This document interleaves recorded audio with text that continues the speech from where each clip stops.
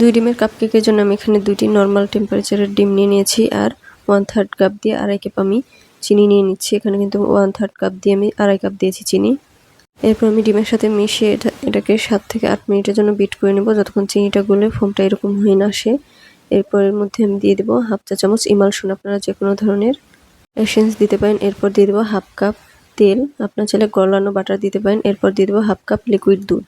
আমি এখানে হাফ চা চামচ ভিনেগারও দিয়েছিলাম, চাইলে আপনারা লেবুর রস দিতে পারেন। বেকিং সোডা দিলে ভিনেগার ইউজ করতে হয়। আর এখানে আমি শুকনো উপকরণে দিয়েছি 1.5 কাপ ময়দা, 1.5 চা চামচ বেকিং পাউডার আর 1 চিমটি বেকিং সোডা আর 1 চিমটি লবণ দিয়ে আমি সবকিছু ভালোভাবে মিশিয়ে নিচ্ছি। মেশানোটা দেখুন এরকম হবে।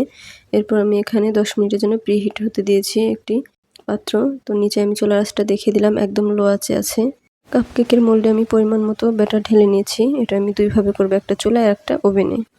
তো চুলারগুলো আমি আগে রেডি করে নিলাম, এখন আমি দিয়ে দেব একটা একটা করে।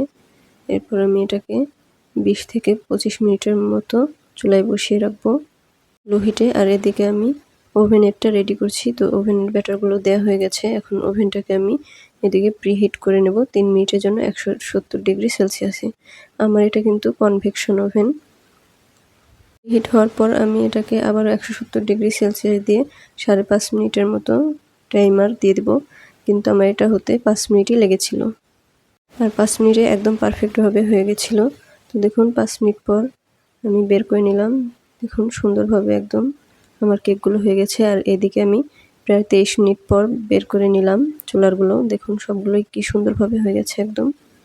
আমি ছোটগুলা চুলায় করেছি আর বড়গুলো আমি ওভেনে করেছি। দেখুন কি সুন্দর একদম নরম হয়েছে, দুইটাই একদম মাশাআল্লাহ পারফেক্ট হয়েছে।